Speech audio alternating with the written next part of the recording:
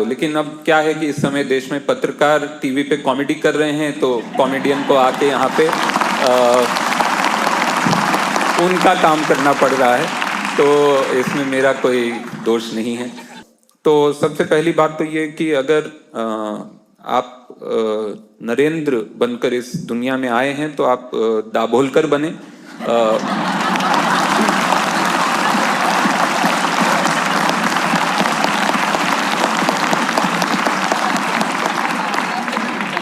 और किसी तरह के बनने से आप वहां तक नहीं पहुंच पाएंगे। दूसरा ये कि आज जैसा कि हम लोग यहाँ पे doctor Dabholkar annual memorial lecture के लिए आज एकत्रित हुए हैं। डॉक्टर दाभोलकर को अपने विचारों के लिए, अपनी सामाजिक चेतना के लिए और रैशनल थिंकिंग और अपनी वैज्ञानिक चेतना के लिए उनकी हत्या की गई।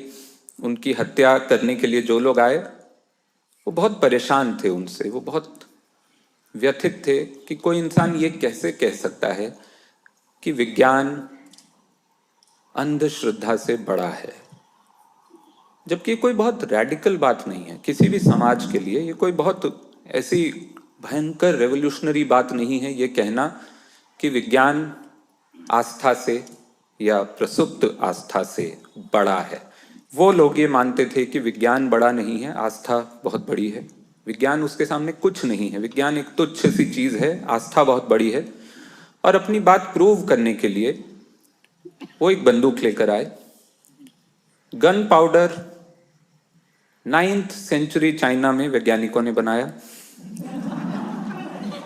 गन 12वीं सेंचुरी चाइना में कुछ और वैज्ञानिकों ने बनाई। 300 साल गन पाउडर था, गन नहीं थी। मुझे नहीं पता क्या कर रहे थे वो गन पाउडर का। किसी ने कहा होगा कि ये शब्द है गन पाउडर, इसमें पाउडर तो है हमारे पास, ये गन क्या होता है? तो किसी ने कहा होगा ये बनानी पड़ेगी, फिर उन्होंने बनाई। 12वीं सेंचुरी में गन बनी, उसका इस्तेमाल शुरू हुआ। 16वीं सदी में हिंदुस्तान में मंगोल लोग बंदूक लेकर आए। गोली मारने में और भी बहुत सारा विज्ञान लगता है। प्रोजेक्टाइल मोशन की समझ होनी चाहिए, काइनेटिक्स की समझ होनी चाहिए, थर्मोडायनेमिक्स की समझ होनी चाहिए, माइनिंग इंजीनियरिंग, फाउंड्री, और अल्टीमेटली आपके दिमाग के जो केमिकल हैं उनका एक इम्बैलेंस कोई क्रिएट करता है वैज्ञानिक पद्धति से, जिससे कि आपके अंदर इतना गुस्सा आए कि आप एक अहिंसक, एक वैज्ञानिक महात्मा की हत्या करें। तो वो इतना सारा विज्ञान अपने जेब में, अपने हाथ में, अपने दिमाग में लेकर आए ये बताने के लिए कि विज्ञान कुछ नहीं है। तो ये एक तरह से अपनी जान देकर भी डॉक्टर दाभोलकर ये प्रूव कर गए कि विज्ञान से ऊपर कुछ नहीं है। और उसके लिए मुझे लगता है हमेशा उनकी कही हुई बातें। और एक और चीज है, हत्यारे ना कभी ये नहीं समझ पाते हैं, कोई हत्यारा आज तक नहीं समझ पाया है जिसने भी किसी को उसके विचारों के लिए मारा है, वो आज तक नहीं समझ पाए हैं कि गोली से वो विचार नहीं मिटते, बल्कि वो और बोल्ड और अंडरलाइन हो जाते हैं। लोग उनको दोबारा बार बार जाकर पढ़ते हैं, बार बार जाकर सुनते हैं, बार बार उस रास्ते पर चलना चाहते हैं। तो बंदूक जो वो सोचते हैं एक इरेजर है, वो असल में एक परमानेंट मार्कर है, वो जानते नहीं हैं। ये जो क्लैश है फेथ और साइंस का, ये क्लैश कहाँ से आया है, ये क्लैश क्यों आया है, इस पे हम बहुत सारी मैं बातें करूंगा। लेकिन एक जो बेसिक डिफरेंस है मेरा मानना है, फेथ जो है हमेशा से, और फेथ का जो कॉमर्शियल वर्जन है जिसको कि हम धर्म कहते हैं, वो एक तरह की दुनिया की पहली एमवे स्कीम है, पहली पिरामिड स्कीम, जिसमें आप जितने रिक्रूट लाएंगे आप उतने पावरफुल होंगे, और जो जितना ऊपर होगा वो उतना पावरफुल होता जाएगा, नीचे वाले उतने पावरफुल नहीं होंगे। आपका काम है और रिक्रूट लाना, आपको 4 लोगों को जाके बताना है कि ये बहुत बढ़िया स्कीम है गुरु, इसमें ना बहुत पैसा मिलता है। और तुम कैसे मिलता है, तुम और 4 को पकड़ के लाओगे तो मिलेगा। तो जो फेथ है, इसने ये दुनिया की पहली एमवे स्कीम है और विज्ञान क्या है? विज्ञान आपके बगल की किराने की दुकान है। वहां पे आपको जो चाहिए, जैसा चाहिए आप वो ले सकते हैं। नहीं पसंद आएगा आप छोड़ सकते हैं। आप सवाल पूछ सकते हैं कि यार ये चावल में इस बार पिस्सू दिख रहा है, तो बोलेगा अच्छा ठीक है अगली बार थोड़ा सही लाएंगे। आप कोई सामान लाएं, आप बोल सकते हैं कि ये अच्छा नहीं था। आप कोई सामान लाएं, बोले कि बहुत बढ़िया था अगली बार यही लाना। तो वहां पे सवाल पूछने से वो मजबूत होता है वो रिश्ता। और एमवे जैसी स्कीम में सवाल पूछने से वो रिश्ता कमजोर होता है। और क्यों फेथ बड़ा हो जाता है हमारी सोसाइटी में खास करके? क्योंकि हमको बचपन से एक ही चीज सिखाई गई है, सवाल मत पूछो। आपको बताया जाता है जो भी बड़े बोल रहे हैं, बड़े हमेशा सही हैं। बड़े आपको थप्पड़ मार रहे हैं तो आपके भले के लिए मार रहे हैं। बड़े आपको बाथरूम में बंद कर रहे हैं तो आपके भले के लिए कर रहे हैं। बड़े आपको कोई चीज नहीं दे रहे हैं तो आपके भले के लिए कर रहे हैं। बड़े बताएंगे आपको कि आपको क्या पढ़ना है कॉलेज में जाकर। बड़े बताएंगे किस दिन आपको पहली बार जीवन में सेक्स करना है अरेंज मैरिज के तहत, किस दिन आपको बच्चा करना है, कब दूसरा बच्चा करना है, कब नसबंदी करा ले, सब बताते हैं। ठीक है, तो ये कन्फॉर्मिज्म हमारे अंदर भरा पड़ा है कि 2 बच्चे हो गया अब 2 के आगे नहीं करना गुरु, है ना, ये सब बताया जाता है। तो कन्फॉर्मिज्म हमारे एक तरह से जीन बदलना बड़ा मुश्किल है, लाखों साल लगते हैं, लेकिन मुझे लगता है हमारे जेनेटिक स्ट्रक्चर ही बदल दिए गए हैं सिर्फ कन्फॉर्मिज्म के नाम पे। तो हम लोग बड़े ही कन्फॉर्मिस्ट हैं। जब मुक्ता जी ने मुझे अप्रोच किया कि आप यहाँ बात कीजिए आकर, तो मुझे पता चला कि जावेद अख्तर साहब यहाँ बात कर चुके हैं। तो जावेद अख्तर साहब का मैंने जो लेक्चर यहाँ था वो मैंने देखा वीडियो पे। कितने लोगों ने वो देखा है जावेद साहब का? और आप लोग लाइव देखा था आपने कि वीडियो पे देखा है? लाइव देखा था तब तो बहुत पूरा आप भूल गए होंगे। तो मैं उसमें से कुछ कुछ चीजें चुरा कर वापस डालने वाला हूँ। मैं बस ये बता रहा था कि उसमें से बहुत सारी बातें हैं जो मुझे इतनी प्रभावित की कि मुझे लगा कि वो चीजें मैं कहीं कहीं हो सकता है जाने अनजाने वो आएंगी। 1-2 चीजें तो जानकर ही आएंगी, 1-2 चीजें ऐसी होंगी जो कहीं किसी विचार से जुड़ जाएंगी तो मैं बता दूंगा। तो जावेद साहब ने जो बात की थी वो बहुत ही कमाल थी, और उससे पहले तक मैं नहीं समझ पा रहा था कि मुझे यहाँ बुलाया गया है, मैं क्या बोलूँगा। और धन्यवाद मुक्ता जी का भी कि मुझे यहाँ बुलाया, और अंधश्रद्धा निर्मूलन समिति का भी कि मुझे यहाँ बुलाया गया। तो ये जो अब व्याख्यान है ये 3 हिस्सों में है।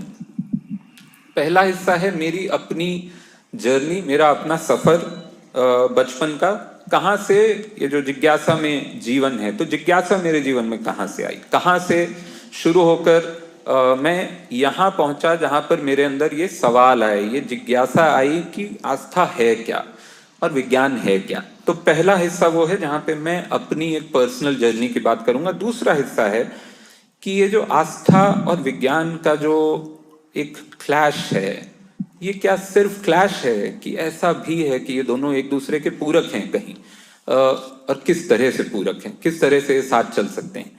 तीसरा हिस्सा जो है वो जो आखिरी हिस्सा है इस व्याख्यान का, वो ये है कि एक आर्टिस्ट की क्या रिस्पॉन्सिबिलिटी होनी चाहिए समाज में, एक कलाकार किस तरह से इस समाज में रैशनल थिंकिंग का सपोर्ट कर सकता है, उसको बढ़ावा दे सकता है, उसको पहुंचा सकता है लोगों तक अपनी कला के जरिए। तो ये तीसरा हिस्सा होगा। तो पहला हिस्सा जो है बचपन, तो ज्यादातर भारतीयों की तरह मेरा जन्म भी एक साधारण बिलीवर फैमिली जिसको कह सकते हैं, जिसमें कि भगवान की प्रतिमाएं होती हैं। जब भी कोई बच्चा कुछ गलत करता है तो भगवान की कसम दिलाई जाती है, और भगवान एक बहुत ही प्रकट कॉन्सेप्ट होते हैं हमारे आसपास।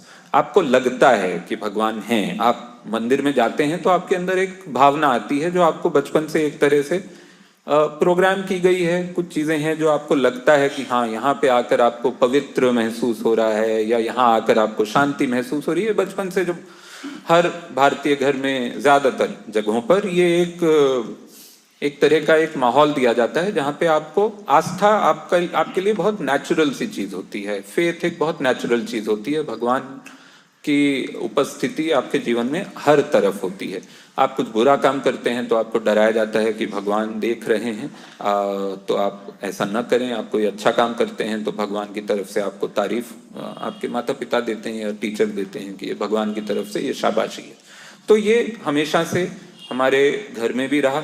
और साथ ही साथ क्योंकि मुझे कहानियों का बड़ा शौक था तो माइथोलॉजी पढ़ना, हमारी जो धार्मिक कथाएं हैं, माइथोलॉजिकल टेल्स हैं, वो पढ़ना, उसमें एक तरह का आनंद आता था। उसमें एक तरह के चित्र बनते थे दिमाग में कि हाँ इस तरह के भगवान होते हैं।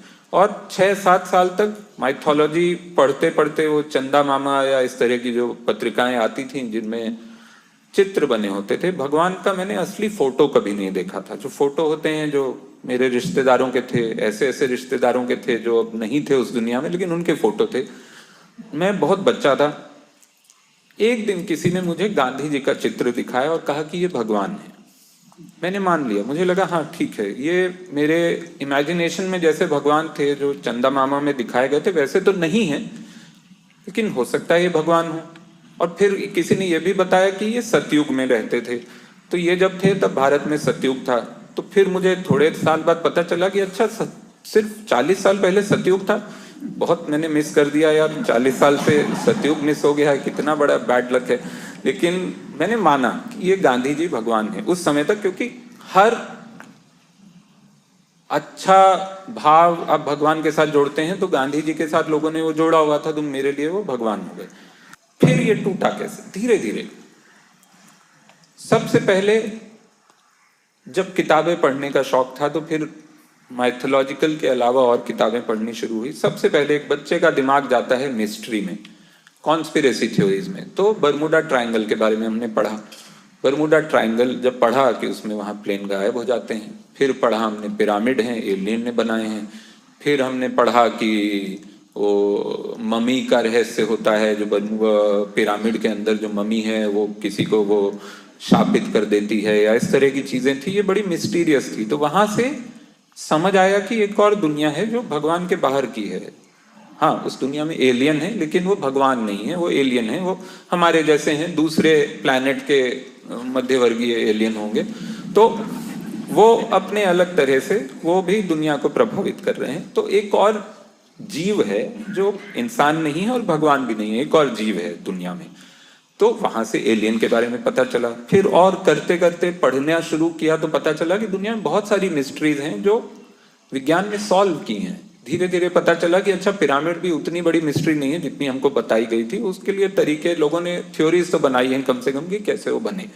ये मिस्ट्रीज थी जो हमारे बीच में घटित हो रही थी। ये वो मिस्ट्रीज थी जिसमें हम हिस्सा ले सकते थे। ये वो रहस्य थे जिसमें हमको भागीदार बनाया गया था। हमको वो रहस्य खुद सॉल्व करने थे। तो वहां से एक दिमाग चलना शुरू हुआ कि ये बड़ी मजेदार चीज है।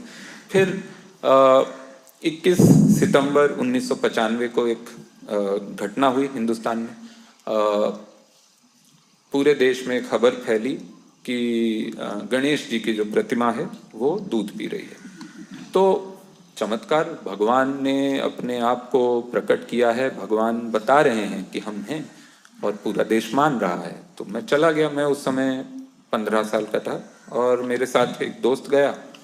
हम दोनों बड़े, बहुत बहुत भीड़ थी, हर मंदिर में भीड़ थी। बड़ा धक्का मुक्की करके एक मंदिर में हम आगे पहुंचे और मैंने दूध पिलाने की कोशिश की और नहीं पिया भगवान ने।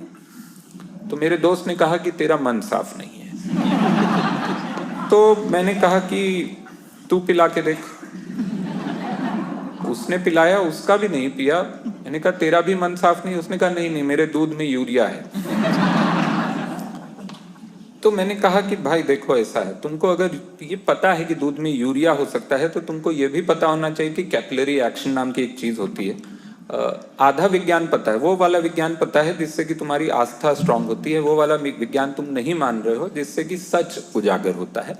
और जैसा कि होना था, शाम को उस समय का टीवी, दूरदर्शन इतना कम से कम लिबरल था, इतना आजाद था कि रात को दूरदर्शन पे 4 वैज्ञानिक बैठे हुए थे रात की 9 बजे के समाचार में। और वो बता रहे थे कि कैपिलरी एक्शन और सरफेस टेंशन और किस किस तरह का विज्ञान इसके पीछे है, जिसमें कि ये चमत्कार जैसा जो लगता है वो चमत्कार नहीं है, वो सीधा साधा बड़ा ही 10वीं कक्षा का विज्ञान है असल में।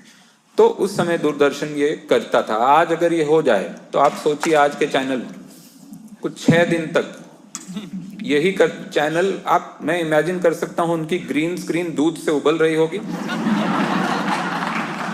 कोई एंकर होगा जो उसमें गोते लगाते हुए अपना माइक पकड़ के बता रहा होगा कि देखिए कितना बड़ा चमत्कार हुआ है, अब हम कह रहे थे अमृतकाल आ गया, देखिए आ गया, है ना। तो आज वो हो रहा है। तो उससे हमको एक और सवाल हमारे दिमाग में आता है कि हम आगे जा रहे हैं कि पीछे जा रहे हैं हम, और पीछे जा रहे हैं तो कितना पीछे जा रहे हैं। लेकिन यहाँ से मेरे अंदर एक सवाल आया कि विज्ञान जो है वो बहुत सारी गुत्थियां सुलझा सकता है, और विज्ञान में एक चमत्कार भी है, लेकिन साथ ही साथ उस चमत्कार के पीछे बहुत ही सुलझा हुआ एक रैशनल थिंकिंग है। सवाल बहुत दूर तक ले जाते हैं। अब आगे बढ़ें, दूसरा हिस्सा, फेथ वर्सेस साइंस। कहां से शुरू होती है ये कहानी? ये फेथ वर्सेस साइंस है कि फेथ विद साइंस है? ये कहानी शुरू कहां से होती है? शुरू होती है, यहाँ पे मैं जावेद साहब का एक हिस्सा जो है वो मैं उधार ले रहा हूं।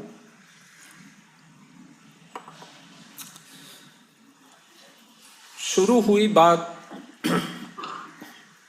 कुछ लाख साल पहले, जब हम नहीं थे, जब मानव स्पीशीज नहीं थी। चिंपैंजी थे हमारे नियरेस्ट जो भी एंसेस्टर हैं, चिंपैंजी, गोरिल्ला, बेसिकली ये जो सिमियन शायद उनको कहा जाता है, सिमियन स्पीशीज। जीन कॉपी में एक एरर हुआ, जीन ट्रांसफर होते हैं पेरेंट से चाइल्ड में, जीन कॉपी होती है, जीन में सारी इंफॉर्मेशन होती है, वो कॉपी होती है। कॉपी में एरर हुआ। हम लोग, सबसे पहली बात, हम लोग नहीं होने चाहिए थे, प्रकृति की एक त्रुटि है, हम एक गलती हैं, हो गए। उसके बाद वो त्रुटि आगे बढ़ी, वो त्रुटि ने हमको, उस त्रुटि ने, क्योंकि जीन कॉपी एरर हुआ, हम अलग हो गए। अलग किस तरह से हुए? हमारे हाथ थोड़े अलग हो गए, हमारी ग्रिप बन गई, हमारा ब्रेन जो है वो बड़ा हो गया हमारे बाकी शरीर के मुकाबले। सबसे बड़ा ब्रेन बॉडी वेट के हिसाब से इंसानों का है, सबसे ज़्यादा रिच ब्रेन है, सबसे ज़्यादा कनेक्शंस हैं उसमें। ये सब जीन कॉपी एरर की वजह से हुआ। उसके बाद हम धीरे धीरे हमने एक सोसाइटी बनाई, समाज बनाया, हमने सीखा, जानवरों से सीखा, हमने भेड़ियों से सीखा कि ग्रुप में रहने से ताकत बढ़ती है, सर्वाइवल बढ़ता है। हमने पेड़ों से सीखा कि किस तरह से आप अगर सामंजस्य बनाकर रखेंगे प्रकृति से तो कैसे आपका विकास ज्यादा होगा। जिस जानवर से जो सीख सकते थे हमने वो सीखा, और करते करते हम वहां पहुंचे जहां पे हम एक कम्युनिटी बना के रहने लगे। हमने ये सीखा कि फसल उगाई जा सकती है, जानवरों को मारने की हमेशा ज़रूरत नहीं है, हमेशा इधर उधर भटकने की ज़रूरत नहीं है, एक जगह आप रह सकते हैं। हमने ट्रायल एंड एरर से गेहूं, और गेहूं का जो एंसेस्टर था जो पहला, वो उगाना शुरू किया, जिससे कि हमको समझ आया कि एक जगह रहकर आप समाज या सोसाइटी या अपना जीवन चला सकते हैं।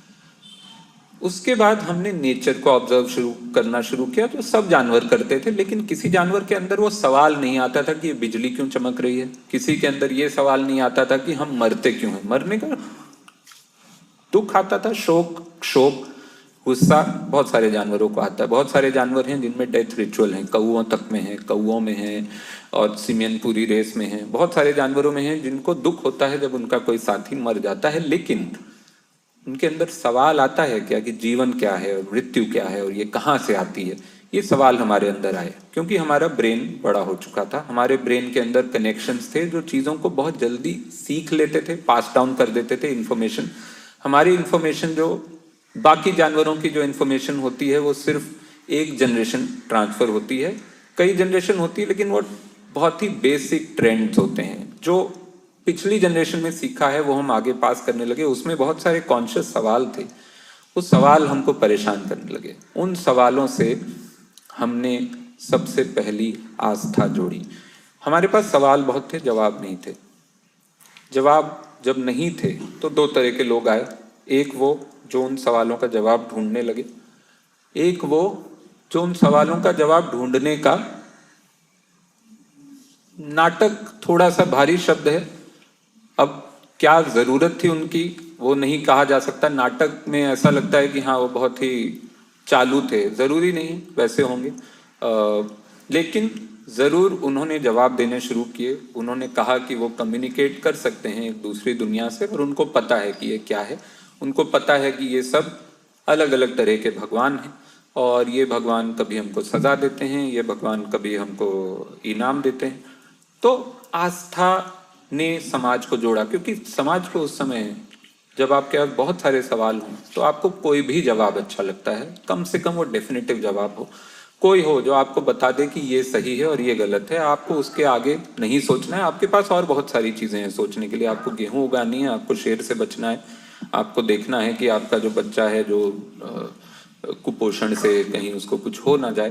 तो इस तरह के बहुत सारे सवाल थे उन सब के बीच में। इसलिए हमेशा से, बहुत सालों से, जब से भी ये हम पुरानी सिविलाइजेशन जितनी भी हम जानते हैं, आज से 5000 साल पहले की भी, उनमें भी शामन या प्रीस्ट या पुजारी का दर्जा बहुत ऊपर है। आप इजिप्ट में जाकर देखें तो सबसे ऊंचा दर्जा राजा के बाद उन्हीं का होता था, क्योंकि वो कम्युनिकेट करते थे, या वो कहते थे कि वो कम्युनिकेट करते हैं। उन्होंने जवाब देने शुरू किए।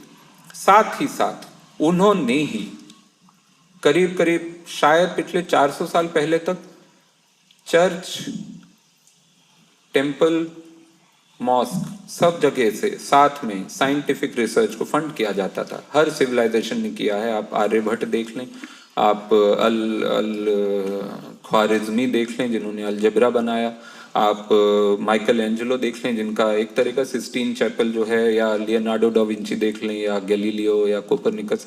ये सब अपने अपने धर्म के संस्थानों के साथ जुड़े थे। उन धार्मिक संस्थानों ने इनको फंड किया। तो एक समय था जब आस्था के पास जवाब थे, लेकिन उनको भी शायद पता था कि इससे बेहतर जवाब हो सकते हैं, या हमारे जवाबों को सपोर्ट करने के लिए ये इंसान आ सकते हैं। जैसे कि एक समय पर ये माना गया कि पृथ्वी जो है वो फ्लैट है, वो गोल नहीं है, और उसको खोजने के लिए या उसको प्रूव करने के लिए लोग निकले। कुछ लोग प्रूव करने के लिए निकले, कुछ लोग डिसप्रूव करने के लिए निकले। एक का ही सच हो सकता था, और जो प्रूव करने के लिए निकले कि पृथ्वी सच में गोलाकार नहीं है और एक फ्लैट है, और ये एक जगह जाकर आप गिर जाएंगे। तो वो लोग घर से एकदम ऐसा गले वले मिल के निकले कि हम तो वापस नहीं आएंगे, हम गिर जाएंगे लेकिन हम एक खोज करके गिरेंगे। तो हमारे नाम पे जो भी होगा, पृथ्वी का नाम है ना, अगर मेरा नाम जो भी एक कोलंबस है, तो पृथ्वी का नाम कोलंबस फ्लैट अर्थ रख देना अगर मैं गिर गया तो इस तरह के सपने लेकर वो चले थे। लेकिन धीरे धीरे विज्ञान साथ में, विज्ञान जो कि एक बालक था जिसको कि फेथ ने बड़ा किया, विज्ञान कंधे से कंधा मिलाकर चलने लगा, विज्ञान से क्लैश होने लगे।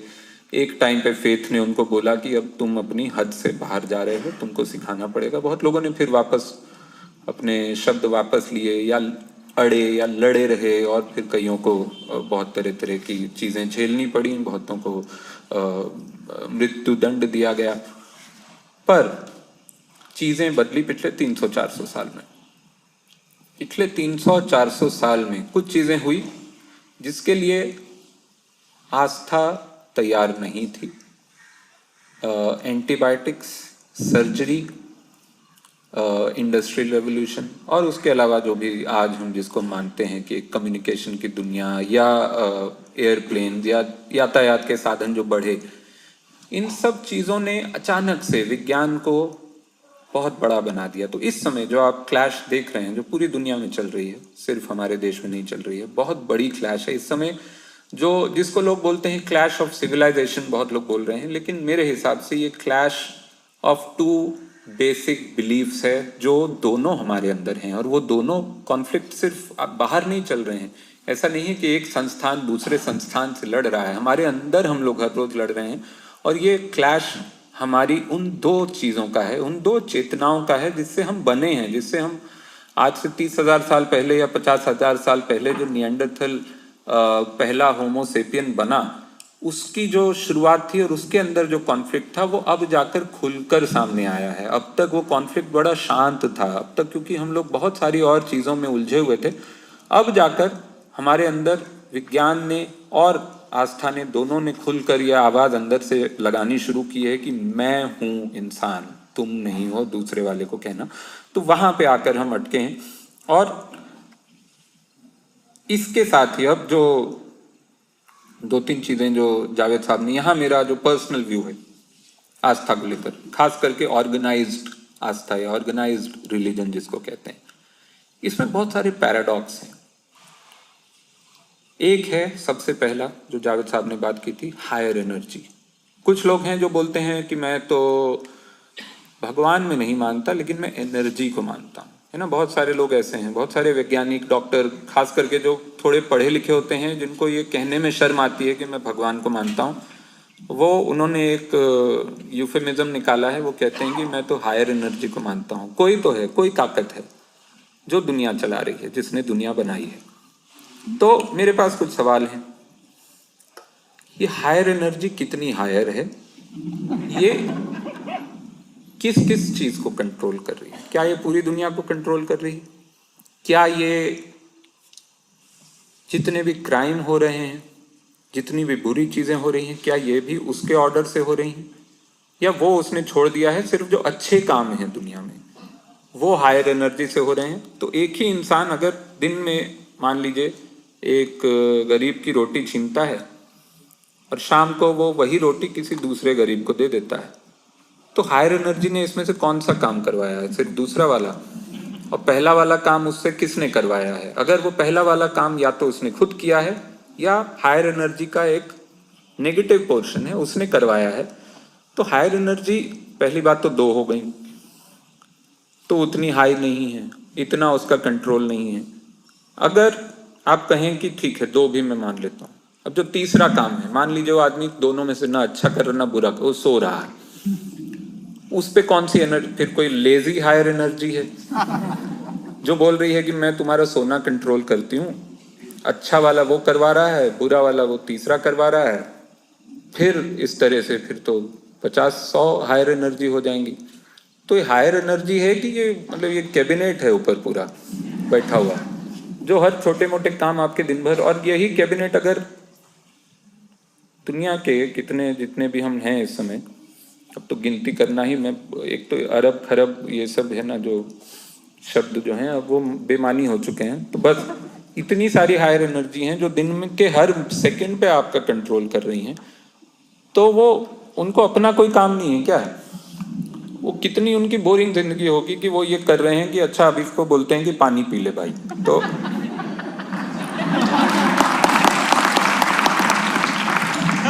तेरा गला सूख रहा है, पानी पी। तो ये किस तरह की हायर एनर्जी? पहली बात तो ये है। दूसरा जो सेंट्रल पैराडॉक्स है किसी भी धर्म का, ऑर्गेनाइज रिलीजन का एक सेंट्रल पैराडॉक्स है जिसका जवाब आज तक कोई नहीं दे पाया। मैंने बहुतों से पूछा है, उन लोगों से जो हिंसक नहीं है, वरना मैं आपके सामने नहीं खड़ा होता। तो बहुत सोच समझ के पूछता हूँ मैं पहले टेस्ट करता हूँ कि हिंसक तो नहीं है। तो वो टेस्ट मैं आपको नहीं बताऊंगा।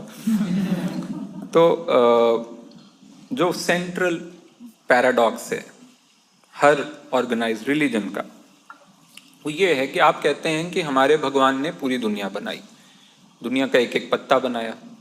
यहाँ तक कि सिर्फ इस प्लैनेट पे नहीं, दूसरे भी पूरे ब्रह्मांड में, पूरे यूनिवर्स में जितने भी प्लैनेट हैं, जितने भी तारे हैं, जितने भी जो देख सकते हैं हम, जो नहीं देख सकते हैं, हवा, जमीन, पानी, सब बनाया है हमारे भगवान ने। तो फिर तुम दूसरे इंसान से नफरत कैसे करते हो ये बोल के कि वो दूसरे धर्म का है? ये कैसे हुआ? उसको भी तो तुम्हारे भगवान ने बनाया होगा। वो, या तुम ये कह रहे हो कि तुम्हारे भगवान ने सिर्फ तुम्हारे धर्म के लोग बनाए हैं? तो फिर वही आ गया कि दूसरे धर्म के भी एक भगवान है ऊपर, उन्होंने अपने धर्म के लोग बनाए हैं। तो भगवान जो हैं बहुत सारे, उन्होंने ज्योग्राफिकल एरिया बांटा हुआ है, सिर्फ देश के हिसाब से नहीं, शहर के हिसाब से नहीं, मोहल्ले के हिसाब से नहीं, मार्केट के एक ही मॉल में। तो ये चल क्या रहा है? अगर आप मानते हैं, और अगर आप, मैं आपकी आस्था की पूरी इज्जत करता हूं, अगर आप ये मानते हैं कि पूरी दुनिया का हर इंसान आपके भगवान ने बनाया है, उसका मतलब है कि वो जो दूसरे धर्म का इंसान है, आप मान लीजिए आपके भगवान ने बनाया, बस वो कोई और रास्ते से वहां तक जा रहा, तो तो आप उससे नफरत क्यों करते हैं? आप उसको अपने साथ मिलाने की कोशिश, या उसके विरुद्ध किसी भी तरह की खबर आए तो उस पर आप विश्वास कर लें, फेक न्यूज़ आए उस पर विश्वास कर लें, आप उसको तोड़ना चाहें, आप उसको मारना चाहें, ये कैसे हो रहा है? और ये हर धर्म के साथ हो रहा है। हर धर्म ये कह रहा है कि दूसरा वाला ठीक नहीं, हम ठीक, हम बहुत बढ़िया हैं, क्योंकि हमको हमारे भगवान ने बनाया, बनाया उनको भी है लेकिन उतना सही नहीं बनाया है, शायद हम ठीक कर देंगे। तो ये जो पैराडॉक्स है, इससे एक चीज खुल के सामने आती है। लोग कहते हैं कि God has created us in his और हर इमेज, भगवान ने हमको बनाया है अपनी ही छवि में। इस बात से ये समझ में आता है कि असल में हमने भगवान को बनाया है अपनी छवि में। We have created God, and that's why our gods are sometimes as angry or as generous or as clueless as us sometimes. इसलिए ये जो बात है कि अपने धर्म को हमको फैलाना है, उससे आप अपने भगवान को नहीं फैला रहे हैं, आप अपनी शक्ति को फैला रहे हैं, क्योंकि आपको पता है कि आप उतने ही ताकतवर हैं जितना आप अपने भगवान के नाम पे ताकत फैला सकते हैं। So which is the central paradox and which is something which आज तक किसी ने मुझे जवाब नहीं दिया है कि ये कैसे हो रहा है और आप इसके साथ कैसे ओके हैं। अब जो अगली बात आती है धर्म और विज्ञान की। धर्म ने एक समय पर, जो मैं कह रहा था, काफी समय तक फेथ साथ साथ चला।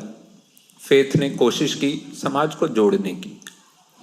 फिर जब फेथ थोड़ा पीछे रहने लगा, खास करके पिछले 300 साल में, तो एक फ्रस्ट्रेशन आने लगा ऑर्गेनाइज्ड फेथ के अंदर, और खास करके ये जो अंधश्रद्धा वाला जो फेथ है उनके अंदर बहुत फ्रस्ट्रेशन आने लगा, गुस्सा आने लगा। उनको लगा, जो हमेशा होता है, जो आप हर तरह के तानाशाह में ये प्रवृत्ति देखेंगे, जब वो थोड़ा सा कमजोर पड़ते हैं तो उनके अंदर गुस्सा बढ़ जाता है और वो कुछ भी बोलने लगते हैं। ठीक है, तो फेथ के अंदर वो चीज हुई और उस चक्कर में और कमजोर होना शुरू हुआ, क्योंकि फेथ ने क्या किया, प्योरिटी पे जो जोर दिया, जिससे कि कास्ट सेग्रीगेशन, जिससे कि रिलीजियस सेग्रीगेशन, जिससे कि जेंडर सेग्रीगेशन, या एक जेंडर के प्रति या एक दूसरे के प्रति जो अविश्वास बढ़ा, वो फेथ का अपने पैर पर सबसे बड़ी कुल्हाड़ी है। क्योंकि साइंस का एक नियम है जो जीवन का नियम है, वो ये है कि एवोल्यूशन की थ्योरी से हम यहाँ पहुंचे हैं। एवोल्यूशन की थ्योरी क्या है? Natural selection. नेचुरल सिलेक्शन क्या है? कोई भी जीव उससे दोस्ती करेगा, उससे प्यार करेगा, उससे रिप्रोड्यूस करेगा जो उसके हिसाब से सबसे ज्यादा ताकतवर है, सबसे ज्यादा सुंदर है, सबसे ज्यादा कंपैटिबल है। इसमें से कुछ भी हो सकता है, दुनिया भर का हर जीव यही करता है, यही नेचर का विधान है। अगर आप उसके अगेंस्ट जाएंगे, आप कहेंगे कि हम बताएंगे कहाँ शादी करनी है, वो अपने धर्म में करनी है, अपने कास्ट में करनी है, अपने देश में करनी है, अपने रंग में करनी है, तरह तरह के जो पाबंदियां लगा रहे हैं, ये एंटी एवोल्यूशन है। इससे इंसान भी कमजोर हो रहा है, हमारी रेस कमजोर हो रही है, और साथ ही साथ धर्म खुद कमजोर हो रहा है, क्योंकि धर्म के ठेकेदार जो अगले जन्म वाले हैं, मतलब इसके बाद वाली जो जनरेशन है और उसके बाद वाली जनरेशन है, वो और कम बुद्धि वाले पैदा हो रहे हैं। इसलिए आप जो देखें, जो मैं कहूँगा कि अंधश्रद्धा वाले भी जो बाबा वगैरह होते हैं, वो हर 10 साल में और बेवकूफ पैदा हो रहे हैं क्योंकि अब उनके अंदर ना सोफिस्टिकेशन रहा है। अब वो ऐसा नहीं है। अभी जो आप देखेंगे, आपको समझ ही नहीं आएगा कि ये इन्फ्लुएंसर है कि बाबा है। आपको समझ ही नहीं आएगा कि ये आदमी जोक कर रहा है कि ये सच में चाहता है कि लोग इसको सुने और सच में इसके पास कुछ कहने को है। जो आज से 20 साल पहले जो बाबा थे, वो भी इतने ही ईविल रहे होंगे, लेकिन एक नजर में देख के आपको नहीं पता चलता था। आपको थोड़ा उसको मुंह खोलना पड़ता था कि ये, आज तो शक्ल देख के ही पता चल जाता है कि भैया फ्रॉड है आदमी। तो ये क्यों हो रहा है? क्योंकि इन्होंने प्योरिटी पे इतना जोर दिया कि अब अपने ही इनकी जो पुश्ते हैं वो बेवकूफ से बेवकूफतर पैदा हो रही हैं। तो ये धर्म ने या आस्था ने अपने साथ ये नुकसान कर लिया। जैसे कि मैं आपको 2-3 उदाहरण देता हूँ। हमारे देश में बहुत सुंदर सुंदर उदाहरण रहे हैं। कोविड आया, दुनिया भर में तरह तरह की वैक्सीन की बात हो रही थी, कम्युनिटी एक्शन हो रहा था, सोशल डिस्टेंसिंग हो रही थी, मास्क लगा रहे थे। हमारे यहाँ हर हफ्ते एक नया इलाज आ रहा था। कोई बोला कि ऐसा है 12 घंटे घर में बैठो, खत्म हो जाए, शाम तक कोविड खत्म हो जाएगा। 12 घंटे कोविड को घोस्ट कर दो, तुम फोन ही मत उठो। उसको लगे अच्छा है ही नहीं कोई, शहर में चले गए सब, शांति है, चलो अपन लोग जाते हैं कहीं, है ना। फिर एक मंत्री जी थे, उन्होंने कहा कि पापड़ खा लो भाई, एक तो पापड़ खा लो पहले तो, ये वो भी भाभी जी पापड़। इस नाम का पापड़ मैं नॉर्मल समय में भी ना खाऊं, ठीक है। कोविड के समय में मैं भाभी जी पापड़ मैंने नाम ही नहीं सुना कभी, लिज्जत पापड़ बोल देते तो मैं खा लेता, कोविड नहीं भी ठीक होता, मजा तो आता ना। वो बोले भाभी जी पापड़ खा लो। फिर एक बोले कि ऐसा है मिट्टी में लौट जाओ, एक बोले गोबर लगा लो, एक बोले मिट्टी में, कीचड़ में लौट जाओ। कीचड़ में ना वो इतनी ताकत होती है मिट्टी में, हमारी मिट्टी में इतनी ताकत है कि उससे फिर वो कोरोना जो है वो अंदर नहीं आएगा। एक कमाल की कहानी है, ये सच है। पता नहीं आप में से कितनों को पता है, आप गूगल कर सकते हैं, ये अक्षरशः सच है जो मैं आपको बताने जा रहा हूं।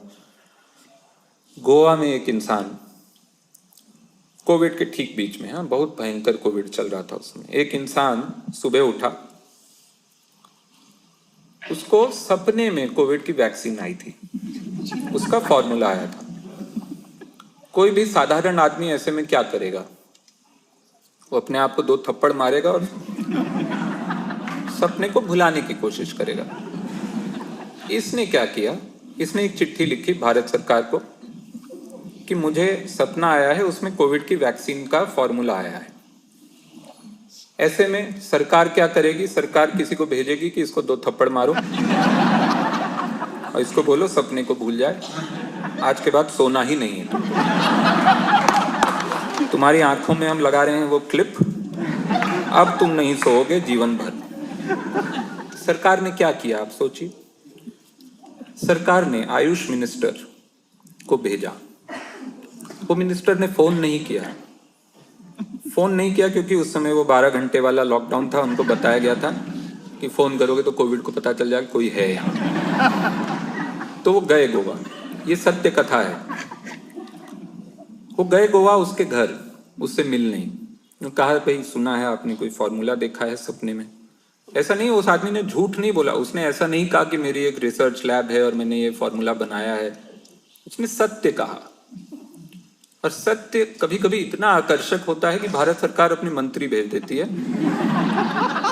वो चले गए, उन्होंने पूछा अच्छा भैया क्या फॉर्मूला है, उन्होंने बताया कि देखिए ऐसा है, फॉर्मूला बड़ा अच्छा है, इसमें थोड़ा नींबू निचोड़िए, अदरक का जूस, लहसुन का जूस, थोड़ा हल्दी, थोड़ा कड़ी पत्ता, थोड़ा धनिया, पुदीना, बेसिकली जो जो फ्री मिलता है ना उसने डाल दिया। वो गोवा में था, उसने बेसिकली हॉट टॉडी में से रम निकाल दी।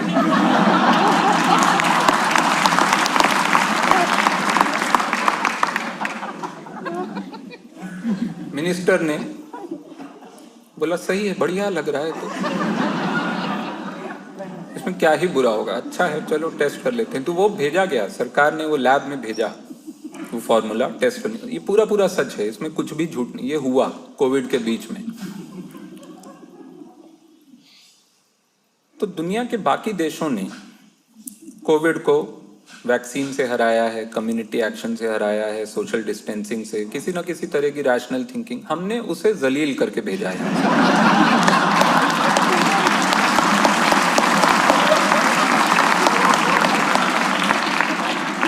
कोविड की जो सुबह जूम कॉल होती होगी वायरस की आपस में, जिसमें उनका जो ग्लोबल हेड है वो बताता होगा देखो ऐसा है।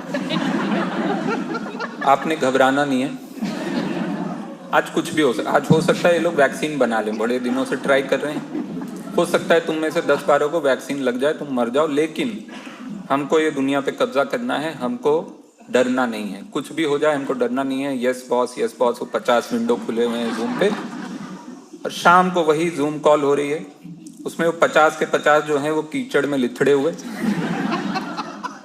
बोल रहे हैं बॉस आपने कहा था वैक्सीन। ये आदमी मिट्टी में लौट के पापड़ खा रहा है, कच्चा पापड़ है वो, और इसने मेरे ऊपर अदरक का और लहसुन का जूस निचोड़ दिया है। मैं नहीं रह सकता इस देश में, हमको यहाँ से निकाल लो भैया। हाँ, हम कहीं भी चले, हम वैक्सीन के लिए तैयार हैं। हमको तुम एस्ट्राजेनिका की जो लैब है, उस लैब में जो वैट है जिसके अंदर ये वैक्सीन बन रही, उसमें डाल दो, मैं कीचड़ नहीं सह सकता। तो इस तरह से हमने कोविड को भगाया यहाँ से। अब जो आखिरी हिस्सा है, आर्टिस्ट की क्या जिम्मेदारी है ऐसे समय में। आर्टिस्ट क्या कर सकता है? बहुत सारी चीजें कर सकता है। सबसे पहली बात, फिर से मैं ओरिजिन ऑफ ह्यूमैनिटी पे जाता हूँ। एक जीन जो होता है, जीन कॉपी एरर से जो आया है, जीन का काम क्या है, हमारा काम क्या है, हम सब इस दुनिया में क्यों हैं। बहुत सारे हमारे पर्पस हैं, हम लोगों ने ढूंढ लिए हैं। हमारा पर्पस है आर्ट बनाना, हमारा पर्पस है फसल उगाना, हमारा पर्पस है सभ्य समझदार रैशनल लोगों को चुप कराना, हमारा पर्पस है मिनिस्टर को गोवा भेजना किसी के सपने के लिए। एक मार्टिन लूथर किंग थे जूनियर, जिन्होंने कहा था आई हैव अ ड्रीम, और एक ये है गोवा वाला। दो लोग हैं दुनिया में जिनको सपने आए, उसमें से एक के सपने ने दुनिया को बदला और एक के सपने ने मिनिस्ट्री को बदल दिया, बट बहुत बढ़िया। पर जीन का काम क्या है? जीन का काम एक ही है। जीन में हार्ड कोडेड क्या चीज है? कोई भी चीज। जीन में ना विज्ञान हार्ड कोडेड है, ना आस्था हार्ड कोडेड है। जीन में सिर्फ एक चीज हार्ड कोडेड है, survival and multiplication. Basically multiplication, survival उसका सेकेंड पार्ट है। मल्टीप्लिकेशन, जीन क्या चाहता है, मैं फैलूं। ये चीज क्यों है उसके अंदर, ये अभी भी वैज्ञानिक नहीं बता पाए हैं, लेकिन वो खोज रहे हैं। विज्ञान की सबसे बढ़िया बात क्या है, वो हमेशा खोजता है, हमेशा सवाल पूछता है। विज्ञान जैसे कि faith is a journey from, doubt से शुरू होती है बट जवाब मिलता है। डाउट से क्लैरिटी का सफर है फेथ। विज्ञान क्या है? डाउट से बड़े डाउट का सफर है, बड़े डाउट से और बड़े डाउट का सफर है। इसलिए वो मुश्किल है, इसलिए वो सोचने में लगता है कि इतनी मेहनत कौन करेगा यार, काहे इतना सवाल पूछें। वो बोल रहा है ना कि हो गया, ठीक है, बैठ जाओ घर पे, भगवान ने ही बनाया है, भगवान ने दिया है, भगवान ने ले लिया, बात खत्म हो गई। विज्ञान जो है ये क्या करता है और क्यों करता है? क्योंकि जीन के अंदर ये हार्ड कोडेड है, सर्वाइवल, मल्टीप्लिकेशन। मल्टीप्लिकेशन किन चीजों पे निर्भर करता है?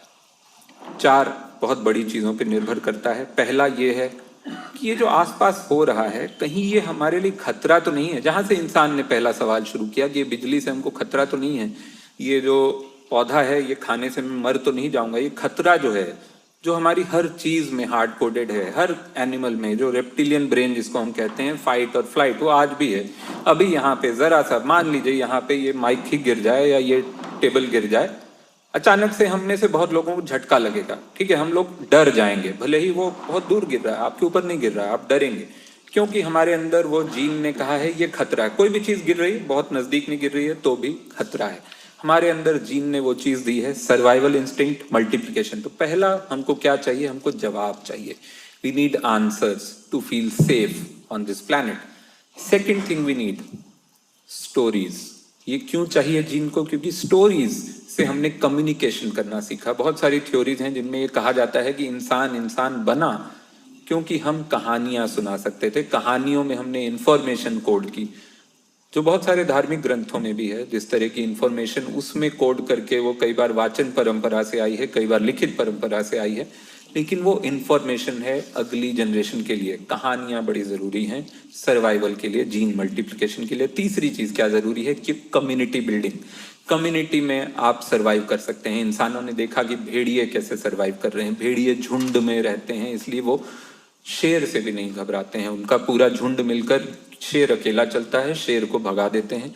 भेड़ियों से हमने ये सीखा, भेड़ियों से हमने सही चीजें भी सीखी और गलत भी सीख ली। ये नहीं समझे हम लोग कि भेड़िए जाके ये नहीं बोलते हैं कि जाके हिरन को कि तुम भी भेड़िया बन जाओ, ये नहीं बोलते हैं। हम लोग बोलने लगे, वो हमारा कम्युनिटी का अपना एक स्टूपिड सेंस है। But community, the third thing, community again part of survival. And the fourth thing, very very strange but true, what we need for survival is a sense of surrender.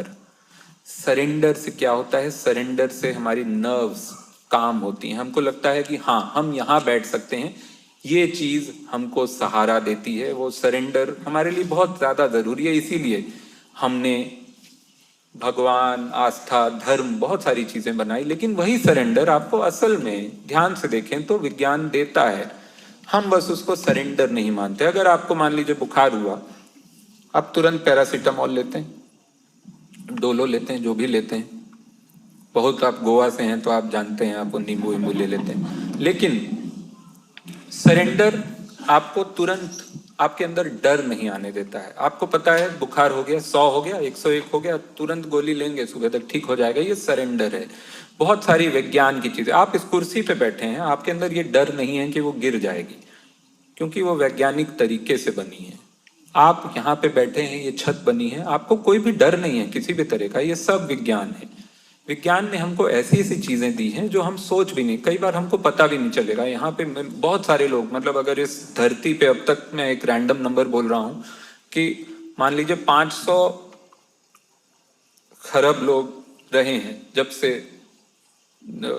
Neanderthal से लेकर अब तक जो रहे हैं, जो इंसान रहे हैं या इंसानों के पूर्वज रहे हैं, उनमें से भी बहुतों को ये पूरी जिंदगी नहीं पता होगा। जबकि ये बहुत ही साधारण सा वैज्ञानिक तथ्य है कि हमारी आंखें 3D नहीं देख सकती हैं। जो 3D आपको दिख रहा है, जो मुझे दिख रहा है, ये 3D नहीं है।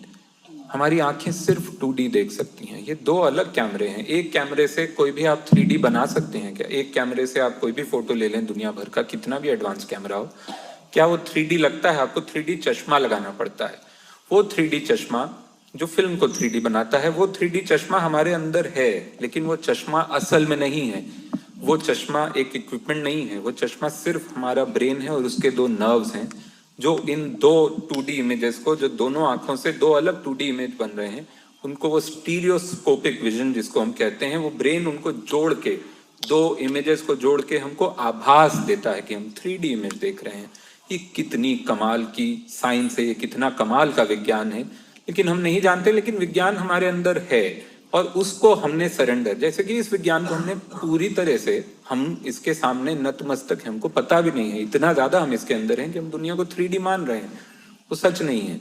तो ये चार चीजें जो हैं, जवाब, कहानियां, कम्युनिटी और सरेंडर, ये बहुत जरूरी हैं एक जीवन में आपको नॉर्मल सेफ महसूस करने के लिए, जीन मल्टीप्लिकेशन के लिए। अब आप ध्यान से देखें तो ये दोनों चीजें असल में आस्था भी देती है, विज्ञान भी देता है। ये दोनों, ये चारों चीजें आस्था भी देता है, विज्ञान भी देता है। दोनों अलग अलग तरह से देते हैं। विज्ञान जो देता है, अगर जवाब देता है तो वो मुश्किल जवाब देता है, उसके लिए मेहनत करनी पड़ती है। आस्था जो है आसान जवाब देती है। हर आदमी विज्ञान एक्सेस नहीं कर सकता है। बहुत सारे लोग हैं जो आस्था के थ्रू ही ये चीजें समझते हैं। तो हमको एज आर्टिस्ट आस्था से इंटरैक्ट करते रहना पड़ेगा, उनको बेहतर बनाना पड़ेगा, उनके अंदर रैशनल थिंकिंग लानी पड़ेगी कि आपके पास बहुत बड़ी ताकत है, आपको बहुत लोग सुनते हैं क्योंकि आपके पास जवाब हैं, आपके पास सरेंडर का भाव है। जो लोग खुद आते हैं, अपने आप सर झुका के आपको सुनते हैं, बहुत मन से सुनते हैं, पूरे एक भाव से सुनते हैं कि आप सच कह रहे हैं। आप कुछ भी कहते हैं वो सच मानते हैं। तो आपके पास बहुत बड़ी जिम्मेदारी है। आप उसका सदुपयोग दुरुपयोग जो दोनों कर सकते हैं, लेकिन एज आर्टिस्ट हमारा काम है ये ब्रिज बनाना विज्ञान और आस्था के बीच, क्योंकि विज्ञान अपनी दुनिया में बहुत ज्यादा उलझा हुआ है। विज्ञान के अंदर एक चीज जो मैं मानता हूँ, थोड़ा एरोगेंस भी है। विज्ञान मानता है कि हम बहुत ऊपर हैं और बाकी सब हमसे नीचे है। तो विज्ञान का जो एरोगेंस है वो उसकी टेक्निकल भाषा में भी दिखता है। वैज्ञानिक जो हैं, ठीक है, वो अपनी दुनिया में उलझे हैं, लेकिन उनकी तरफ से बहुत कम मेहनत हुई है उसको जनता तक पहुंचाने की, उसको आम जन तक पहुंचाने की एक साधारण भाषा में। बहुत कम और अब सिर्फ हमारे देश में नहीं, दुनिया भर में ऐसी ही एस्टैब्लिशमेंट आ गई है जिसका फायदा है ये न पहुंचाने में लोगों तक। तो बहुत सारे वैज्ञानिक संस्थान या आर्टिस्टिक संस्थान भी वो एक तरह से शिकंजे में आ रहे हैं, जिनको कि दबाया जा रहा है ताकि वो ये पहुंचा ना पाए ये बातें, इन दोनों की ये दोस्ती न करा दें, आस्था और विज्ञान की। वो सबसे बड़ा डर है। तो आर्टिस्ट वो काम कर सकता है। और आर्टिस्ट एक और काम कर सकता है, वो है कि लोगों को ये समझाना कि एम्पैथी, कंपैशन, प्यार उतनी ही ताकतवर चीजें हैं जितनी रैशनल थिंकिंग है। अगर आप प्यार से बात करेंगे, अगर आप एम्पैथी से बात करेंगे, अपनी आर्ट में वो लाएंगे। जो एम्पैथी आप भले ही मंटो पढ़ लें, अमृता प्रीतम पढ़ लें, काफका पढ़ लें, जो अलग अलग तरह से दुनिया को देख रहे हैं, अलग अलग तरह से इंसानी कंडीशन को देख रहे हैं, सब में एक कंपैशन है। और वो कंपैशन आपको एक बेहतर इंसान बनाता है। वो आर्ट की ताकत है, क्योंकि आर्ट एक तरह से निर्दलीय होता है। बाकी दोनों अपने अपने तल में हैं। कला जो है और कलाकार जो है वो निर्दलीय है। उसके पास वो ताकत है कि वो कहानी के जरिए बहुत सारी बातें आप तक पहुंचा सकता है, एक तरह से तटस्थ होकर, जिसमें कि लोगों को ये नहीं लगे कि ये कोई एजेंडा लेकर आ रहा है। और आपका एजेंडा कुछ होना भी नहीं चाहिए। आपका एजेंडा ये नहीं होना चाहिए कि मैं इस चीज को उठा दूं और उसको गिरा दूं। आपका एजेंडा ये होना चाहिए कि मानवता उसमें है कि नहीं। और मैं अपनी बात खत्म करूंगा एक ऐसे ही उदाहरण से, जो एक आर्टिस्ट का एक कहानी थी। बहुत फेमस नॉवेल है अल्बर्ट कामू का, द प्लेग नाम से। द प्लेग में एक गांव है, एक टापू है, उसमें प्लेग फैल जाता है, बहुत लोग मर रहे हैं। ज्यादातर लोग जो भाग सकते हैं उस टापू से वो भाग जाते हैं, बचते हैं कुछ लोग। उनमें से खास करके ये दो लोग, एक प्रीस्ट और एक डॉक्टर, दोनों अपनी अपनी तरह से लोगों की सेवा कर रहे हैं। डॉक्टर जितना भी किसी को बचा, दोनों को प्लेग हो सकता है। प्लेग बहुत ही ज्यादा संक्रामक बीमारी है और दोनों को हो सकती, दोनों मर सकते हैं। दोनों के पास ऑप्शन है कि चले जाएं वहां से। दोनों वहां रुके हुए हैं, दोनों लोगों की सेवा कर रहे हैं अपनी अपनी तरह से। कोई मरने वाला होता है तो प्रीस्ट आके उसको एक तरह से ये जो भी अंतिम पूजा है वो कर देता है, कुछ उसको बता देता है कि अगली दुनिया कैसी होगी या जो भी बताना है।